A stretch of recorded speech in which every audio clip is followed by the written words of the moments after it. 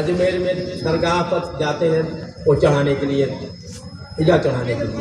ये जितनी दरगाहें हैं आपके देश के अंदर वो गाजियों की है। गाजी कौन होते थे?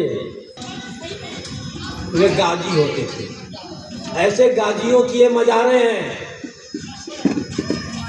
ऐसे कत्ल करने वाले मुसलमानों की वो मज़ारें हैं। उन मज़ारों पर आप पूजा करने जाती हैं और आपको बता दिया गया कि 33 करोड़ आपके देवी देवता हैं। 33 कोटि शब्द है, कोटि प्रकार को कहते हैं। 33 प्रकार के देवी देवता, 8 वर्ष 11 दिन 12 और आदित्य वगैरह निकलते, ये 33 देवता हैं। 33 प्रकार के देवता है। 33 कोटि का प्रकार भी होता है, कोटि का करोड़ भी होता है। तो हमारे यहाँ पंडितों ने, पौराणिक पंडितों ने कहा कि 33 करोड़ देवी देवता। और देश जब 1947 में आज़ाद हुआ था, हमारी आबादी 34 करोड़ थी। अब एक आदमी पर कितना देवता था आप अंदाज लगा लीजिए। फिर भी हम देश को नहीं बचा पाए। उसी तरह से आगे चला,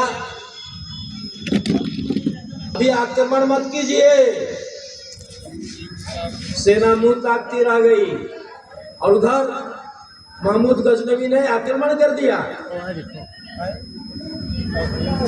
मंदिर तक सेना आ गई महमूद गजनवी की। लाइव स्टार्ट करेगा। फिर राजा ने कहा कि भाई अब तो बोलो, अब क्या किया जाए। उन्होंने कहा कि नहीं, कुछ करने की जरूरत नहीं है। शिव जी के गण स्वयं जो है अपनी रक्षा कर लेंगे, दुष्टों को मार के भगा देंगे। अंजाम क्या होगा आप देख लीजिए। सोमनाथ के शिवलिंग को तोड़ दिया, जो अधर में लटका हुआ था, चुंबक के सहारे था। उससे लाखों रुपए, लाखों करोड़ रुपए के रत्न निकले। और शिवलिंग को तोड़ने के पहले पंडितों ने कहा कि हम आपको करोड़ों रुपए देते हैं, शिवलिंग को आप मत तोड़िए, इसका बड़ा महात्म्य है। उन्होंने कहा कि हम मूर्ति भंजक हैं, हम मूर्ति पूजक नहीं है। मूर्ति भंजन करेंगे तो हमें जन्नत नसीब होगा। क्या था, 17 बार आक्रमण किया था, लेकिन हमारे देश के राजा दरियादिल बार बार छोड़ते गए, माफ करते गए, क्योंकि वो माफी मांगता गया, माफ करते गए। दुश्मन को कभी माफ नहीं किया जाता है। एक बार आपने मौका दिया, आपने 17 बार क्यों मौका दिया? इतिहास का कलंकपूर्ण अध्याय है जो हमें सबक सिखाता है कि दुश्मन के साथ, शत्रु के साथ कैसा व्यवहार करना चाहिए। इसके बाद एते पर सुल्तान अहमद को चौहान, उन्होंने बांध चलाया था, लेकिन चल रहा। उनके हृदय में तड़प थी, एक हुक सी दिल, सारा आलम होता।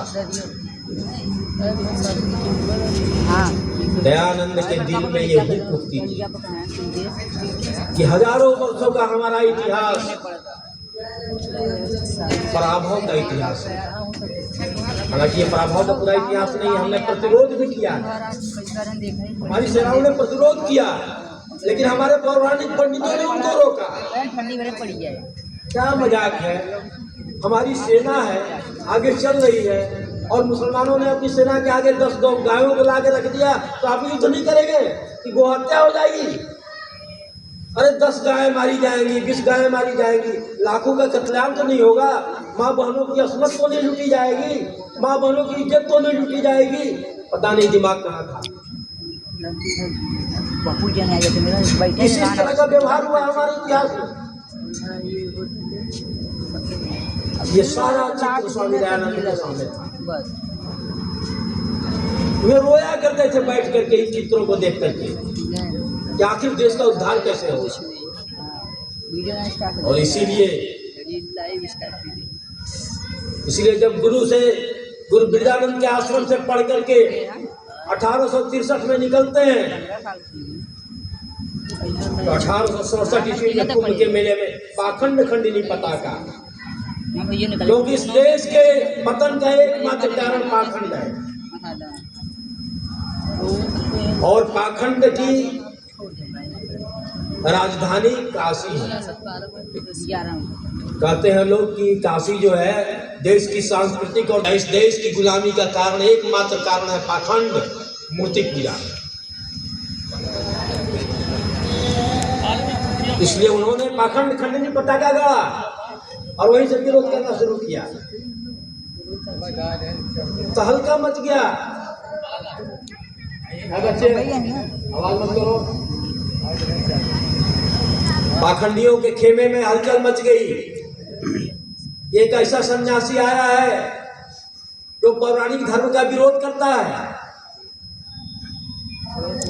शिव की, दुर्गा की, विष्णु की, गणेश की, सबकी निंदा करता है। बच्चों को जरा रोक दीजिएगा, व्यवधान उत्पन्न कर रहे हैं, बोल से बात कीजिए।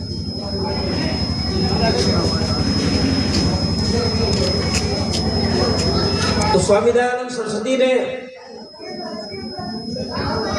कहा कि इसका मूल कारण जो है मूर्ति पूजा है, इसके कारण ही ऐसा हो रहा है। और उन्होंने अपने कालखंड में इसका जवाब देना शुरू किया। स्वामी दयानंद सरस्वती ने कहा कि गुलामी का कारण, एकमात्र कारण मूर्ति पूजा है। इसलिए सर्वप्रथम स्वामी दयानंद सरस्वती जब कार्य क्षेत्र में आते हैं तो देश में पुनर्जागरण की एक हवा प्रवाहित करते हैं। स्वामी दयानंद के पहले भी इस देश के अंदर समाज सुधारक, धर्म सुधारक हुए। राजा राममोहन राय थे, केशव चंद्र सेन थे, देवेंद्र नाथ ठाकुर थे, रविन्द्रनाथ ठाकुर के पिताजी विद्यासागर थे, तमाम लोग थे। वो रामकृष्ण परमहंस भी अपने ढंग से काम कर रहे थे, ब्रह्म समाज काम कर रहा था, रामकृष्ण मिशन काम कर रहा था, शिव सिस्टर सोसाइटी काम कर रही थी। स्वामी दयानंद थे, लेकिन स्वामी दयानंद में और लोगों में अंदर था। रामधारी सिंह दिनकर ने संस्कृति का 4 अध्याय किताब लिखी है, उसमें उन्होंने लिखा कि अन्य समाज सुधारक तो केवल समाज सुधारक थे, एक क्षेत्र में वो सुधार का काम कर रहे थे, लेकिन महर्षि दयानंद क्रांति के वेग से आए। ये शब्दावली है कि महर्षि दयानंद क्रांति के वेग से आए, क्रांतिकारी थे। वस्तुतः स्वामी दयानंद एक क्रांतिकारी थे। और वेदों के आधार पर उन्होंने कहा, नारा दिया उन्होंने, जो स्वराज्य का सबसे पहला नारा, इस देश में स्वराज का नारा देने वाले स्वामी दयानंद सरस्वती थे।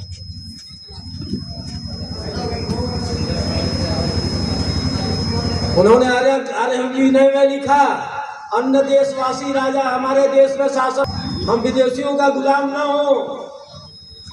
और सत्यार्थ प्रकाश ने इसको और विस्तार दिया, लिखा स्पष्ट तौर पर, शब्दावली है कि कोई कितना ही करे, परंतु जो स्वदेशी राज्य होता है वह सर्वोपरि उत्तम होता है, सर्वोपरि उत्तम होता है स्वदेशी राज्य। ये स्वामी दयानंद ने कहा। इसलिए उन्होंने नारा दिया, स्वराज्य का नारा दिया, स्वदेशी का नारा दिया, स्वभाषा का नारा दिया। और जब स्वराज्य आर्य समाजों को उद्वेलित किया, प्रेरित किया, आर्य समाज उस समय जितनी स्थापित हुई थी, सबने आगे बढ़ करके आजादी की लड़ाई में योगदान दिया। और इतना ही नहीं, आजादी की लड़ाई के जितने सोपान थे, जितनी धाराएं थी आजादी की लड़ाई की, चाहे वह क्रांतिकारी धारा हो, चाहे वह महात्मा गांधी के नेतृत्व में लड़े जाने वाले अहिंसक युद्ध हो, दोनों में स्वामी दयानंद के शिष्यों ने अप्रतिम योगदान किया। श्याम जी कृष्ण वर्मा प्रथम क्रांतिकारी किनके शिष्य थे? स्वामी दयानंद सरस्वती के। श्याम जी कृष्ण वर्मा ने लंदन में जाकर के इंडिया सोसाइटी की स्थापना की, स्कॉलरशिप जारी किया। विनायक दामोदर सावरकर गए, स्कॉलरशिप लेकर के पढ़े, लाला हरदयाल को बुलाया, स्कॉलरशिप लेकर पढ़े, उधम सिंह गए, जितने भारत से क्रांतिकारी गए विदेशों में, जो प्रवासी क्रांतिकारी थे, सबका मार्गदर्शन श्याम जी कृष्ण वर्मा ने किया। और विदेशों में भी, जापान हो, लाला हरदयाल ने बाद में जो है गदर पार्टी की स्थापना की थी। गदर नामक पेपर निकाला था। तो न केवल विदेशों में, न केवल भारत के अंदर, भगत सिंह के पिताजी किशन सिंह, सरदार किशन सिंह, सरदार अजीत सिंह उनके चाचा थे, उनके दादा सब आर्यसमाजी थे। पंडित राम प्रसाद बिस्मिल आर्यसमाजी थे। उन्होंने अशफाकुल्ला खां जैसे मुसलमान को अपना मित्र बना लिया था। शाहजहांपुर में आसमान मंदिर में दोनों रहते थे, एक थाली में खाते थे। औरैया में मातृवेदी संगठन बनाया, नाम मैं भूल रहा हूँ, वो डीएवी स्कूल के जो है अध्यापक थे गेंदालाल दीक्षित ने मातृवेदी संगठन बनाया। तो क्रांति की जो धारा प्रवाहित हुई, क्रांतिकारियों की जो धारा प्रवाहित हुई, उसको प्रवाहित करने वाला कौन था? स्वामी दयानंद सरस्वती और महात्मा गांधी के नेतृत्व। क्या इस देश को आज़ादी जो है खड़क बिना ढाल हो गया है? क्या दे दी हमें आज़ादी बिना खड़क बिना ढाल, साबरमती के सर तूने कर दिया कमाल। इससे बड़ा झूठ कुछ हो सकता है क्या? इस देश को आज़ादी खड़क बिना ढाल नहीं प्राप्त हुआ। 7 लाख लोगों ने अपनी कुर्बानियां दी हैं केवल 1857 की क्रांति में, केवल 1857 की क्रांति में।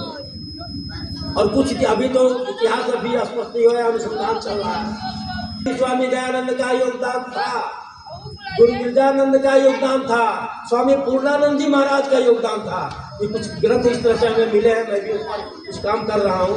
अगर पर्याप्त सामग्री मिल गई, मैं राष्ट्रीय अभिलेखागार जाकर के जो है सरकारी दस्तावेजों को खंगालने वाला हूँ। अगर कुछ सूत्र मिलता है तो मैं उस पर अलग से पुस्तक लिखूंगा। क्रांतिकारी आंदोलन पर मैंने रिसर्च किया था, उस पर हमारी पुस्तक है, 1952 की छपी हुई है। अब इस पर मैं कुछ काम करना चाहता हूँ, क्योंकि इस तरफ जो है कुछ सूत्र इशारे कर रहे हैं, इसका बहुत बड़ा योगदान है। मैं जब पीएचडी के लिए अपना शोध पत्र के लिए काम कर रहा था, तो मैं लखनऊ में राजकीय अभिलेखागार में गया। मेरा तो दिमाग चकरा गया। दस्तावेजों को जब झाड़ना शुरू किया, धूल गर्दा भरे हुए दस्तावेजों को खोलना शुरू किया, गुरुकुल कांगड़ी का योगदान पढ़ करके मेरा दिमाग अभूतपूर्व योगदान। गुरुकुल के स्नातकों ने क्या योगदान नहीं किया। मैं गुरुकुल महाविद्यालय बैजनाथ धाम बिहार का स्नातक रहा हूँ। 1919 में उसकी स्थापना हुई थी और 2019 में हम लोग उसका शताब्दी वर्ष मनाने वाले थे, लेकिन बिहार सरकार ने 2018 में ही हमारे गुरुकुल को ध्वस्त कर दिया, वो हवाई अड्डा बनाने के लिए। मैंने ये नरेंद्र मोदी सरकार की और नीतीश कुमार सरकार की बात की मांग कर रहा हूँ। एक तरफ हम लोग जो अंग्रेजों की निंदा करते हैं तो उन लोगों ने जो हमारी शिक्षण पद्धति पर आघात किया, दूसरी तरफ हमारे आज़ाद भारत में गुरुकुलों को तहस किया गया। तो इस तरह से पंजाब में आज जो जागृति है और पंजाब में जो हिंदी बोली जा रही है, वो बस दयानंद का योगदान था। इतना बड़ा योगदान किसी का हो ही नहीं सकता है। और एक चीज जानेंगे तो आपको बड़ा आश्चर्य होगा।